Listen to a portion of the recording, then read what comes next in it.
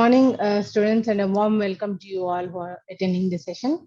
Today, we have with us Professor Manoj Pant, who is the Vice Chancellor for the Indian Institute of Foreign Trade. Uh, Professor Manoj Pant has been associated with the IIFT for a long time, more than 3 years and all.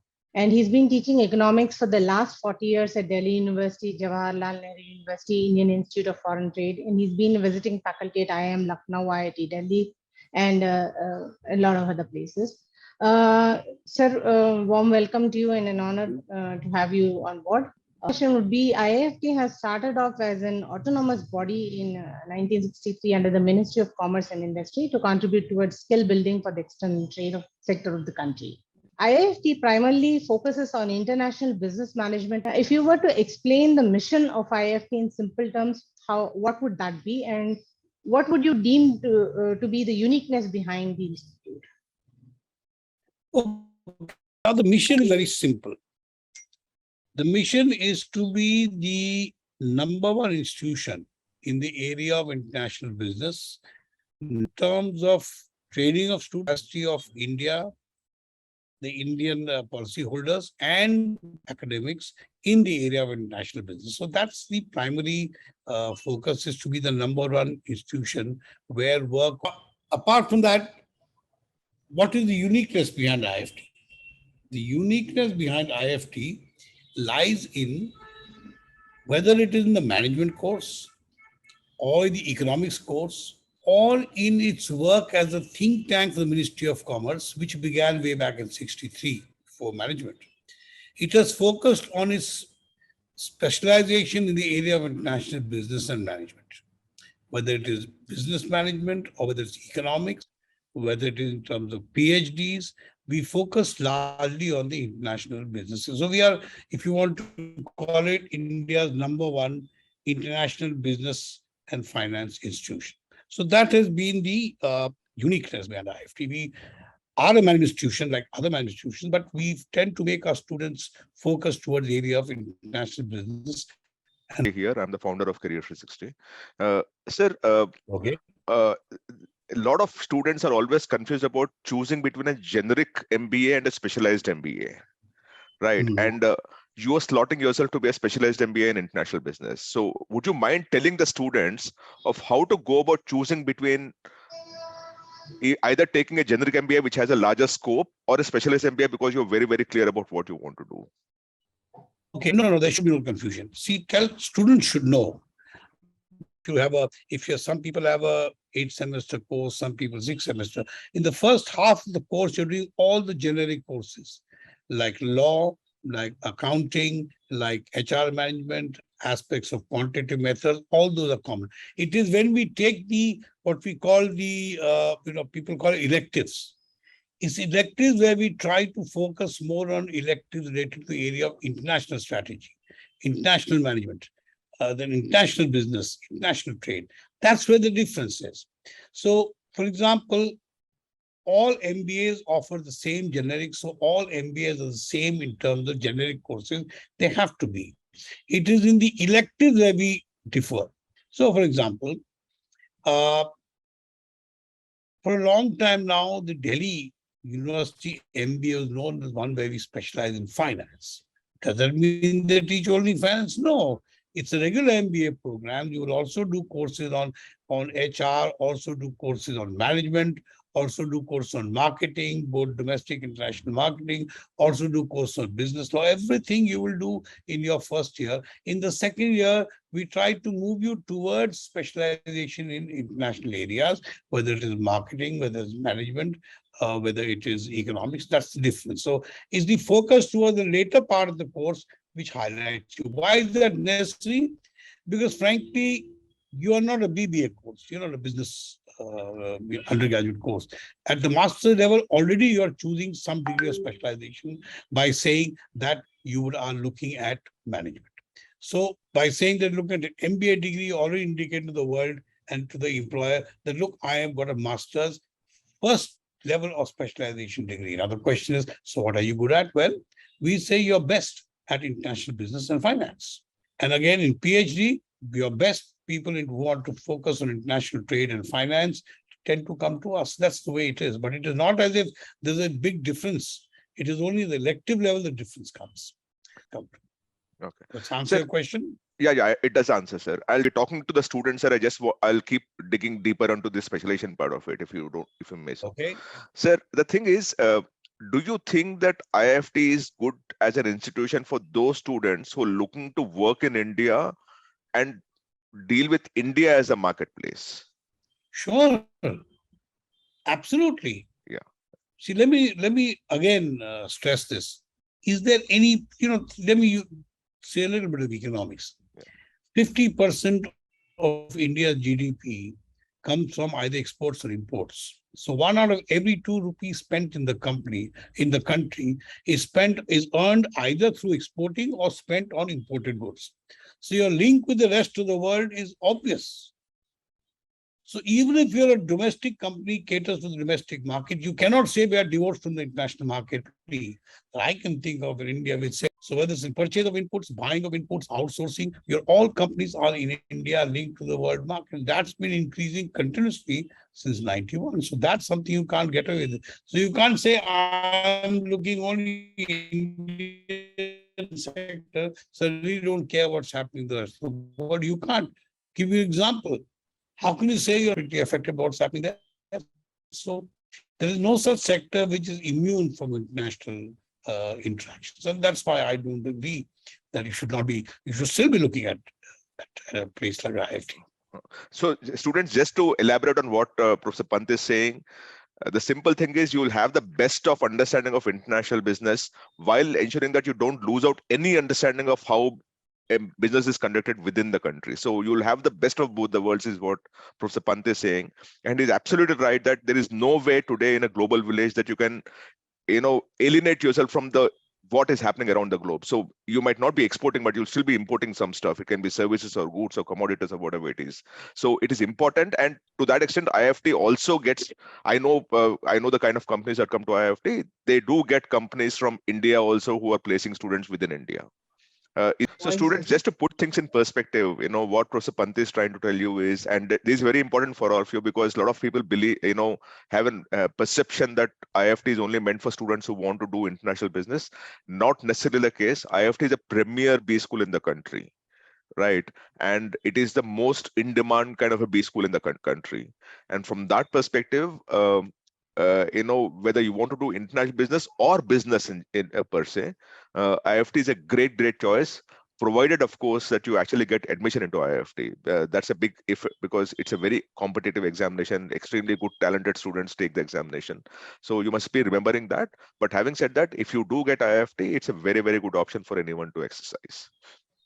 Benefits of the accreditation of AACSB, because not many students understand what it is all about. In a way, it's linked to the first question, which I got cut off.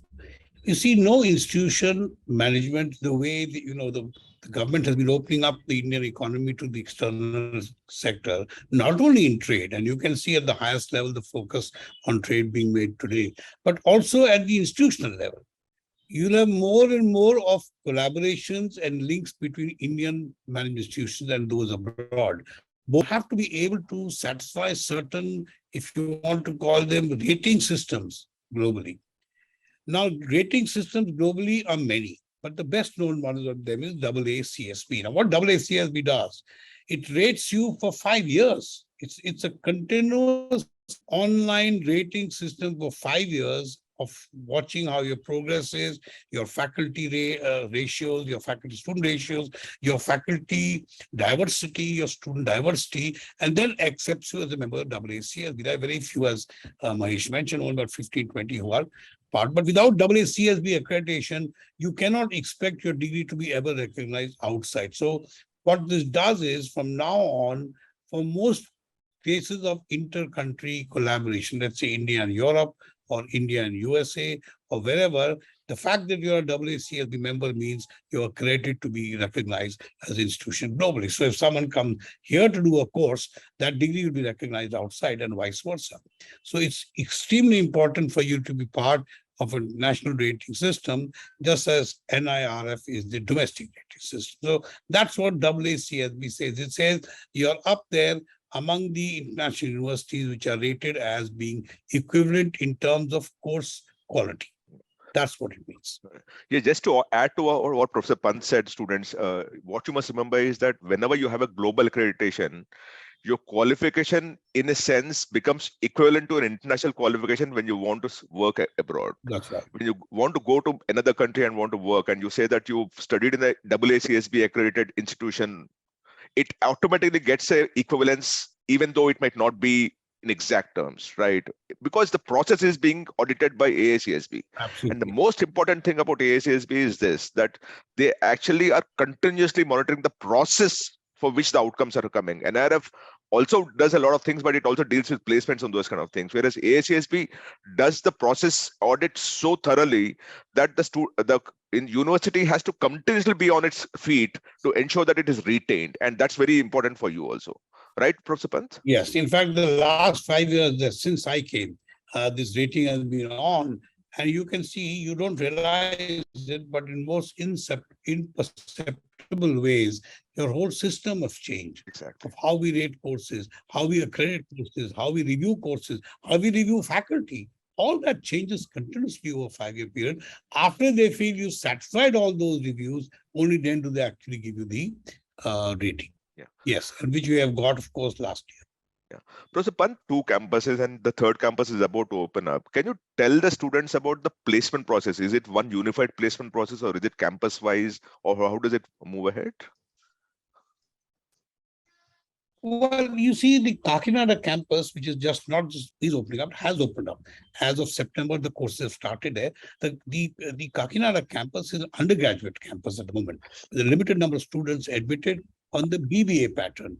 We call it the integrated MBA program. So they've just started, and so they are not linked to us. There's a separate ratings. There's a separate interview system for them. There's a separate examination system for them, and a separate ranking. Delhi and Calcutta, yes, are ranked together.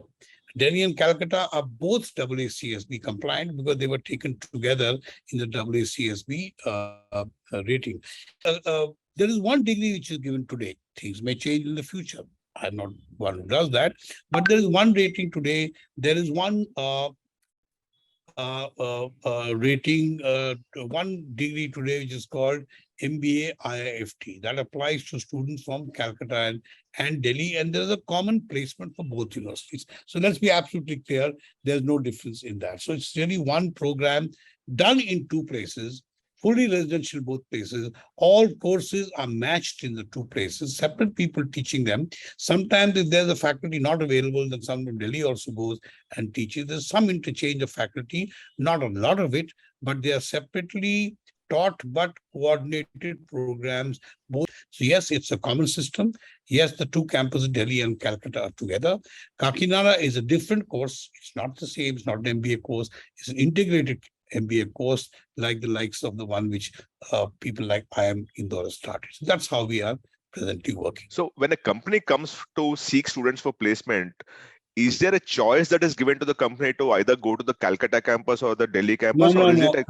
No choice. All placements take place in Delhi. I believe there should be a choice. I believe we should have 2 placements. That's my personal view. It doesn't require institutional view.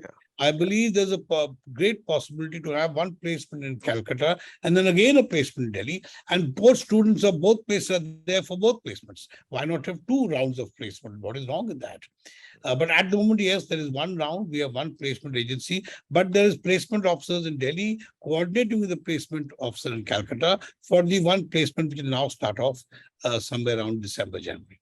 Yeah, I think it's I respect your opinion, Professor Pant, but from student perspective, I can tell you that they love a centralized placement because they don't want to be discriminated against as if they're coming from Calcutta campus or a Delhi campus. I agree. That's why we do a centralized placement at the moment. Let me tell you my own experience. When I first took over IIFT 5 years ago, there will be a whole lot of people who want to transfer from Calcutta to Delhi, and Calcutta was stopped. That has stopped. Okay. In the last 1 or 2 years, I have some reverse cases. Okay. Of people in Delhi now want to transfer to Calcutta. That's not true at all. Okay. Prabha, over to you. Yeah. So for students, the IIFT campus of Kakinada takes a course of the IPMAT which is the test for IIM Indore, and That's right. yeah, that's the integrated program. So that's the entry point, and it's an integrated course, 5-year course, like Professor Pant had said. It's like MBA is the flagship program in Delhi and Kolkata. You also have an MA program. So what is this program about? Who should opt for it? Okay. See, an MBA is a front office placement for companies. They work in HR, they work in marketing, they work in law, they work in international business. The MA Economics is a specialized MA Economics course as the UGC requires. The difference is that the way we started this course in 2008 is we have a standard Master of Economics course, which is very quantitative. It is certainly mathematical, there's no doubt about it. If you're weak in mathematics, do not take that course. Okay, it's meant mainly for people who had at least honors level mathematics courses in undergraduate. Now, advantage. Now, who takes that course? That course is meant for people who really want to go on to do research at who want to go and join companies or go on to PhD at the research level. There are many companies, for example, Citibank, many companies, banks, etc., are now starting to look at very highly quantitative specialized research. And they tend to opt for the MA economics students who have very highly specialized quantitative techniques. So the management is like a management organization. The economics is like a research organization, purely based on techniques and use research. So there is no, the difference is this. Now the advantage, they are sister courses. You know, India hasn't got there yet, but in the rest of the world, economics and management courses are not taught in the same department. You do the same thing and then you decide, do I want to branch off into finance or marketing or whatever? They've integrated. India still hasn't get there. I think they will do it one day, but we do it here in the management course by again making the focus of that international economics. And we also have a focus on finance there. So unlike any other economic department, Delhi School, JNU, IGIDR or ISI, we have a compulsory course on finance accounting. So if you learn balance of payments, you must know what the meaning of balance, what a payments balance is, what is an account sheet. So that's the thing. Again, focus on finance, again, focus on international business, but more the research side and not so much the HR and the marketing and those sides. Okay, sir. Pant, Prabha, I think you must start asking, let the students ask questions also. Sure. So Pant, and just asking you a simple question, sir. In terms of the profile of the students at IIFT, obviously you have more students who had work experience before they joined IIFT, right? So can you just tell me the basic profile of that student of IIFT in terms of demographic diversity, regional diversity, gender diversity, and stream diversity, which is STEM and non-STEM? Okay, I would say that when we began, at least when I came, it was largely engineering students who are coming from the engineering background. But we've had discussion with the companies and the others also, and we have slowly tweaked it. For example, now we've added gender. Gender, as you know, we give special points for gender. Now, is it a good thing or bad thing? Yes, that's the companies, frankly. It's not a question of my view. The companies want diversity in their intakes. They don't want only men. They don't want only women. They want diversity. So now we have almost, I would say almost 30-70 mix of women and men. It started hardly 10% of women. So we've added the gender thing to make, in terms of courses, once again, there is a focus again, I must admit, mailing thing, but we do now have students from economics. There are some commerce students. So there, now the diversity is also building up. You said in terms of regional diversity, we really don't do that because we are a national institution, right? We have a centralized examination. So whether you're from Andhra Pradesh or whether you're from Punjab or whether you're from Maharashtra or Bengal, as far as we're concerned, you're one management student. So we don't really have special points for regional diversity because that's not what it's supposed to do as a centralized university. Yeah. No, I get your point, sir. I do respect that because I think you are a national institution. IIFT should remain a national institution. I was just trying to understand. So if I were to just put north, west, south, east kind of a thing, you'll have almost equal representation of students from across the country. About yes. Yeah, Maybe a little less from south, I think. I don't know why. You got to look at the south education system. Maybe Kakinada will do the for trick that. for you, sir. But otherwise, yes. Yeah, but Yes, let's hope so. maybe Let's hope Kakinada so. will do the trick for you. Yeah. Yes. Prabha, over to the student. We have some questions in the chat box. I'll ask Please. Dipanvita to question. Dipanvita, please start with these questions in the chat. Sure. So there's a question from Sampath. He wants to know, is it a good option to do an MBA twice, once in generic and then in a specialized genre from the top No. university? Will it benefit him? With Professor Pant, Sampath, I think No. don't waste your time doing two-year courses of MBA. He's absolutely right that if you do an MBA, for example, in international business, you can do a 6-month course of business analytics or data science management and all and do that. But don't waste your time doing 4 years. It is unlike your master's degree where you do MA in history and MA in political science because you're studying two different subjects. But in this particular case, management has about quite a few of those things are all similar. It's only the electives that add to the top of it. From Shashikant, he wants to know how much can an IIFT MBA help in the international business if somebody wants to run a business in export and import? Okay, now that's where we have been lagging a bit in India. We haven't, and that's what we do in IIFT. That's what you learn when you go to do internships after your first year. You actually work with the company. Now, here's the question which everyone asks me. And I always tell them, this is your one time to study. 10 years down the line, you will not be able to study.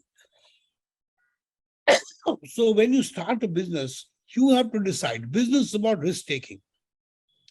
Business is not about, do I know mathematics? Do I know internal rate of return? Do I know marketing? Business is about starting something where you think there's a market and taking a risk. I would recommend to all students who haven't read it, every management student has read it, I have read it, the famous book called Rich Dad, Poor Dad by Robert Kiyosaki. Please read that book. Business is about being willing to take risks and lose money and get it again. If you don't want to lose money, then don't get into business because you're going to lose money. But the question is, how does the MBA help? What the MBA does is somewhere down the line in your career, 8 years, 10 years down, whether running your own business or whatever, you will find some knowledge where you say, oh, I thought I read a bit about that, and you can quickly look back. It's difficult to study again in a long course. So finish that off now. Start your business based on your gut feeling. Frankly, that's nothing that honestly we teach you. It's as if you have an MBA, you can't do business. Which MBA degree did Ambani have? Or the Tatas have? You can start business. But what you study here tells you some of the pitfalls that you may face, whether market exposure, how to check your products. That comes later over time. But at the moment, it is not as if MBA, without MBA, you can't start a business, you can. But it's not as if an MBA is going to hurt you if you do business. It won't do that either. It's sort of supplementary information at the age where you can still study. That's how I will put it. So there's a question from Himanshu. He wants to know what kind of student profiles does IIFT look for? Well, we are a very transparent and objective admission system. We are looking for people with some experience. There is some points for people with some prior experience before they come here. It's not critics. We are looking for people who have analytical ability and ability to work with numbers. These are the only two things I think you need. Nothing else matters. So there's a question. The student wants to know that is it a myth that IIFT prefers engineers or they welcome students from all the branches? Myth. Complete myth. In fact, it's exactly the opposite. It's not that we don't want engineers. They have the quantitative ability. That's why they get in. But we are slowly been tweaking our systems to allow, for example, for some gender diversity, to allow for some course diversity too. Because we respond to what business wants. That's what business wants. Business doesn't want people only from one set, nor do they want only a particular kind. They want both gender diversity and they want both course diversity. Sir, I think that's an important question. I'll just want to dig deeper on that particular question, sir. Yeah. You are absolutely right in saying that a STEM student has a better chance of cracking a quantitative ability kind of a question mark. And typically, most of the management entrance examinations are skewed towards or rather slightly favor a STEM student because of the kind of question papers that are structured. It can be quant or verbal. Of course, the other students can do it, but quants typically skews the thing. How does IIFT correct that imbalance? Because if I was a BA history student, obviously I'm sitting in a disadvantage when I'm appearing for IFMAT for the IIFT examination. No, we don't correct. Yeah. I Okay. told you, we mathematician, you're the most brilliant quantitative person, but you can't speak. You cannot work in a company. That's what a business, that's what the interview part does. It says, can this person have a leadership quality? Leadership, the group discussion is where we are looking for people who are showing leadership. That doesn't mean you fight in the interview, in the group discussion, say my view or the highway, my way or the highway. No. But we're trying to see that can you glean something out of group discussion and come to the basics. That requires something which does not need quantitative background. So the structure of the whole thing, the examination system, then the group discussion, the interview are asked to look for, are supposed to give us people who have a combination of both. And I think one important thing for the students that I'll inform is that just ensure that you're daily connected with the newspapers. You are connected with what's happening around in the country. Yes, yes. That's yes, the best yes, experience. Current, absolutely. In fact, I must tell students, one of the things you must be very aware of, that's why we have courses on international business or international environment, as you've seen. The global environment course I've been pushing for more of that. Once you're beyond mid-level management, you must know. You must know. So what is this whole Ukraine stuff going to do to me? What is the Middle East going to do? You must know that. Mm-hmm. So some element of current affairs is critical. Yeah. Like, for example, today when the dollar is going up and down, if you don't know anything about that dollar or if you're completely ignorant, you actually are creating a negative perception about yourself. Right, sir? Absolutely. Absolutely. Which is what I say, that today it doesn't matter where you are. You have to have elements of international trade and commerce in your curriculum. That's the way the world is going. And you have to go with it because your company belongs to that world. In your comments, you said that, you started with about 80% STEM students, which is now about 60 or 65 or something like that. Can you tell me the journey of the last 5 years of how you moved this needle from favoring an engineering as a student wanting to do an MBA to all kinds of students wanting to do an MBA? Well, we do it through two ways. One, we tweak by giving some additional points. Anyone who reads the prospectus can see it. We don't hide it. There's no secrecy. We'll let you know that this is what we're going to do. So for gender diversity, we do add some points, and you know what that is. But we've just been tweaking the entrance examination, and also it comes up when we see the group discussions. We can make out that someone who's a little hesitant but seems like a good leader, maybe someone worth getting in. So a certain small amount of subjectivity, but 90% objectivity is how we do it. And we have just done it by that. And why do we do it? Simple. That's what companies want. We are, as far as the management course is concerned, we are completely bound by what the business says they want. It doesn't matter what I think. That's why your placements in IIFT are so good. No, completely with you on that, sir. I think diversity of stream is extremely important because otherwise we're always looking at an Excel sheet to make businesses, which it doesn't make. Sustainability has nothing to do with that. Some companies don't want that. Yeah. For example, today a very, very critical resource in companies become hiring. What we call HR. The HR head has become critical because if he or she gets a bad person, then the company's had it. It takes a lot of money to hire people.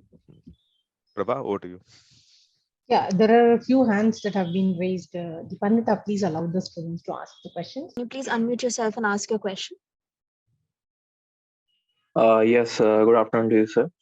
So my question to you is that I'm from a marine background, okay, and I want to take the admission in the IIFT. So will IIFT as a college will provide me some more new features for the business which I want to do in international trade? One certainly. I mean, I don't think being in marine career. For example, we have a, when we have the Director General Rehabilitation of the Armed Forces, has a system by which those who are towards the end of the career, whether as majors or as colonels or lieutenant colonels or brigadiers, they come to what we run placement, we run courses, both 6 month and 1 year courses for the armed forces, where we do training in certain aspects. So all you have to do is you have to get back to the idea of study, which is the difficult part.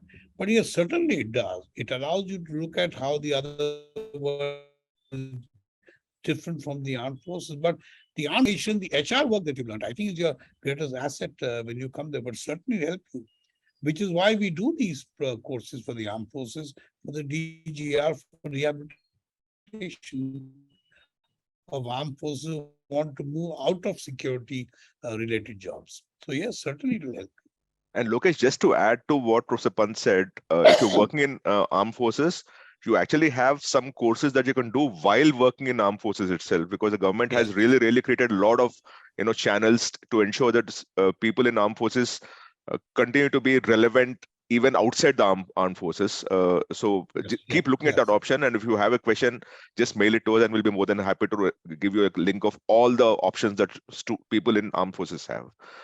Sir, actually, what I wanted to ask is why MBA from IIFT, IIM, or XLRI? Like, if I want to study finance, so isn't the syllabus like I just graduated from my college this year, last 2 months only.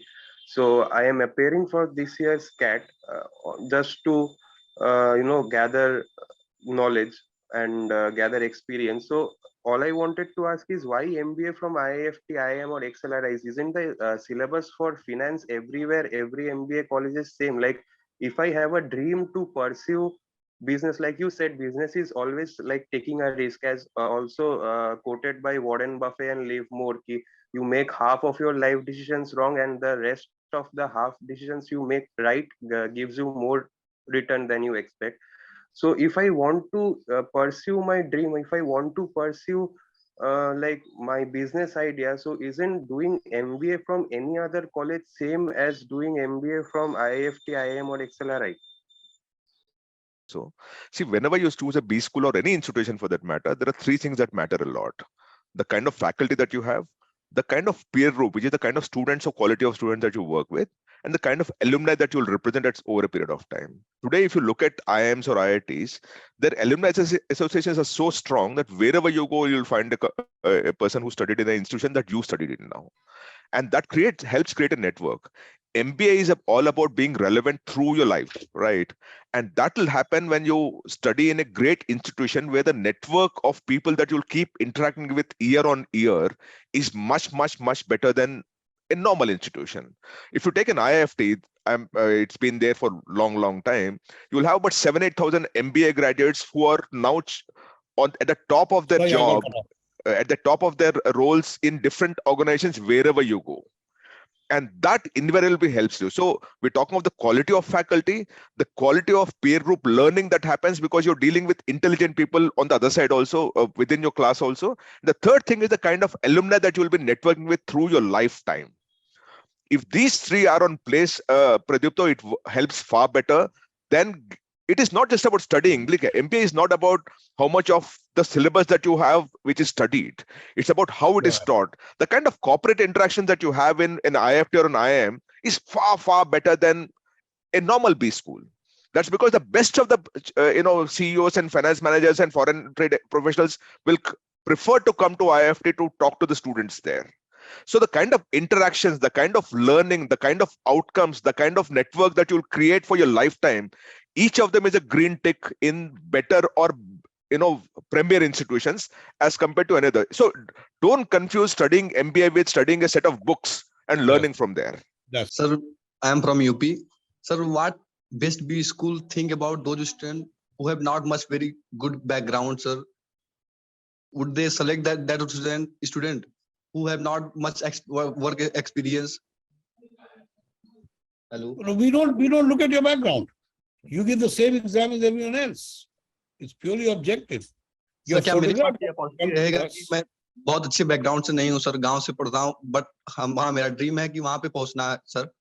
क्या हमारा exam देने में कोई ज्यादा खर्चा तो है नहीं, तो आप कोई भी एग्जाम दे सकते हैं, आप कहीं से देख सकते हैं, आप मुफस्सिल में, गांव में बैठकर भी एग्जाम दे सकते हैं। और हम एग्जाम के बारे में नहीं सर मेरा क्वेश्चन ये था कि सर क्या एफटी हमें मुझे सेलेक्ट करेगा अगर सर मैं बढ़िया नंबर ला जाता हूँ, बात बढ़िया से करता हूँ? क्यों नहीं करेंगे उज्जवल? उज्जवल क्यों नहीं करेंगे सर? वो थोड़ा सा कॉन्फिडेंस अगर लो रहता है आप मुझे दिखा दें कि आपके मार्क्स, नहीं है। ना, मैं आपको एक और चीज बता दूं, अगर आपको लग रहा है कि आईएफटी थोड़ी महंगी जगह है तो हम नहीं आ पाएंगे, let me disabuse you of that, we have system of scholarship. आप पहले एग्जाम क्लियर करिए। सर यू थिंक आप सर सोर्स पे क्वेश्चन सर नहीं आए। मेरा क्वेश्चन ये था कि क्या वो सेलेक्ट करेंगे मेरे जैसे जो सर बहुत बढ़िया बैकग्राउंड नहीं है सर, वही बता रहे हैं उज्जवल, आपका क्यों नहीं बैकग्राउंड करेंगे? हम आपका नहीं देखते हैं। एग्जैक्टली आपके बैकग्राउंड को नहीं देखते हैं, आपके मार्क्स देखेंगे, आपका स्कोर देखेंगे, और आपका बस जो कहाँ जहाँ पढ़ रहे हैं वो सब देखेंगे, पर आपका बैकग्राउंड नहीं देखेंगे उज्जवल। और दूसरी बात बिल्कुल बताओ मैं कोई आपको उज्जवल, आप हिंदी में बात करें तो मैं आपको हिंदी में रिस्पॉन्ड कर रहा हूँ आपको कि लॉट ऑफ बी स्कूल्स ना ऑल्सो लुक फॉर डाइवर्सिटी। तो आप जैसे लड़कों को ना कभी कभी वो सेलेक्ट करते हैं क्योंकि आप जैसे they want to inject into a B school group a person who doesn't, for example, comes from a totally different background, तो उनको अलग अलग बैकग्राउंड, जो डाइवर्सिटी बात कर रहे थे ना इसके पहले उज्जवल, उसमें भी आप आ जाते हो क्योंकि आप जैसे लड़के भी क्लास में लर्निंग बढ़ाते हैं। तो आपके दिमाग में जो शक है ना उज्जवल, आप निकाल दीजिएगा, बिकॉज वो शक से आप ठीक से एग्जाम नहीं लिख पाओगे, इसलिए मैं बता रहा हूं आपको, वो शक निकाल दीजिएगा, फेंक दीजिएगा, क्योंकि यू हैव इक्वल अपॉर्चुनिटी और may be better opportunity because you come from a different background all together. So just keep that in mind. Yes sir. And also, last, I want to add, because that I know is important. I also come from a middle class background. Don't think that the fees should never be a deterrent. We have a very good system of scholarship. If you can show, first you get through our examination. आप source मत लगाइए, it will not work. आपके marks, आपका performance work करेगा। उसके बाद अगर आपके पास पैसे नहीं हो तो we have a good system of scholarship, we have good system of loan. It is very simple. अभी तक कभी किसी स्टूडेंट ने नहीं कहा मुझसे कि मैं तो आ गया था एग्जाम में लेकिन आई कुडंट जॉइन, में पैसे नहीं थे। That is not possible, that is not possible. Question is that, like, I have been graduated this year only in July 2022 and I'm having a gap, so I will give the exam for IIFT 2023 batch. So like, is that matter for having a gap year, having no work ex, no internships? Like, is it a matter like if you have a gap, so it affects on your profile or anything like that? No, it doesn't. It doesn't. You're informed. The gap year doesn't matter as long as you score well in the examinations and you sit for the interview, right? That's right. So as far as that part of it is, but remember, workers के लिए थोड़े marks रहते हैं, वो शायद that you want to be deprived of, so you must be careful about that. So you must be, because you have a gap year, please score so much more in the examination that it offsets the possible marks, disadvantage that you have for the work ex that will be awarded. See, remember one thing again, खुशबू, हमको नहीं पता कि आपने 2 साल में खत्म किया कि 10 साल में खत्म किया। हम तो आपके खाली एंट्रेंस एग्जाम के रिजल्ट्स, आपकी वर्क एक्सपीरियंस, आपका बैकग्राउंड, एजुकेशनल बैकग्राउंड और आपके मार्क्स देखते हैं। We have no idea about that, so that does not matter. No. Yes, Good afternoon, sir. Sir, am I audible? Yeah, you're audible. Yeah. Sir, I wanted to ask that as being a student in COVID batch, we have not that much of exposure, and I'm going to graduate coming year in this May, and I'll be appearing for 2023 batch. So, what kind of exposure should I look for next coming 6 months to means for the interview and all things? But what kind of exposure should I look for to showcase my skills and all? I think what we have is we have a system where the faculty and the placement cell does help you in that. But I know the COVID is a problem. There's nothing anyone of us could do about it. But remember, you have the same disadvantage, if you think it is, that any other student anywhere else has. Don't just keep that behind you. And you just go along with the rest of the students and follow the system we have in IIFT, where we have a system, we have a system of mentoring students. Some alumni or the other always mentor the students. Just follow your mentor and they will help you out of your problems. Yeah, Kenil, I'll just add to what Professor Pant said, the COVID batch that is right now studying has actually also an advantage, because when you actually are moving from work from home or remote work and those kind of spaces, there is no better team that is more experienced on dealing with this whole thing and getting a better outcome than what you guys are. So while you have a disadvantage, because about 15, 20, 25% of the working teams are on remote working kind of a basis, you also have an unfair advantage. So don't treat anything as a disadvantage. Things move in their own space. So just understand that. Correct. Thank you, sir. Correct. Dipanvita? There There is is Arunima comment. Arunima, can you ask a question, please? Unmute yourself. Hello, good afternoon. Good Yes, afternoon. I just wanted to ask if 12th marks really matters. As in, yes. I have flunked a subject in 12th, but after that I have continuously grown and got good scores. I'm also pursuing CS. First level is done and I'm writing for December second level executive. So No, that's does right. But yes, they do matter for the MBA program. We have some, you can see the prospectus. There is some points, but I don't think it will disadvantage you completely. Having a good, for example, we had in COVID, we had to literally discount the 12th because there was no 12th in most places. But yes, if you did it in the COVID, if you did it, doesn't really matter. We are looking more, I think, at class 10 marks than at 12th because, there was no comparability on the 12th examination in the 19, 20, 22 period. But it does help you to have a better school score. It's, as I said, I can't tell you how much it is. You can make up in other areas, but don't think it will knock you out completely if you have a problem. No, it won't. that's So, what right? I'm most anxious about. As in, So, I have scored good in 10. I have scored good in my degree, but it's only 12 that I'm very anxious about. So Arunima, Which will help you. Yeah, which will help you, exactly. Arunima, see, for a MBA, Yes. there are multiple weightages that are given for class 10, for class 12, for your degree, for your Exactly. entrance examination, for your GD, for your PI. Each of them has a weight, right? आपका ना एक जगह और work X, आपको एक जगह कम रहेगा तो और जगह आप makeup करना पड़ेगा. So because you say that you have very bad 12th marks or whatever, don't worry about that because आपका 10th or graduation अच्छा है, and work more on your entrance examination ताकि you can more than offset the slight disadvantage that you might have for the class 12 marks. Correct. Shashikant, unmute yourself, please. Last question, please. I think we are Yes, please. Yes. 12:30 बोला है I'm sir doing से. lots Yeah. Shashikant, last question. आपका ये fortune देखिए. Okay, sir. Good afternoon, and thank you so much for opportunity. So my question is like you said that if you don't want to means I want to start a business, but it is not necessary to take an MBA degree. So my question is, if I want to particularly start an export or an international business, like where can I learn all of these things about rules or how to do business? Well, see, I tell you what. Go and become an intern in an export-import firm, and you learn everything.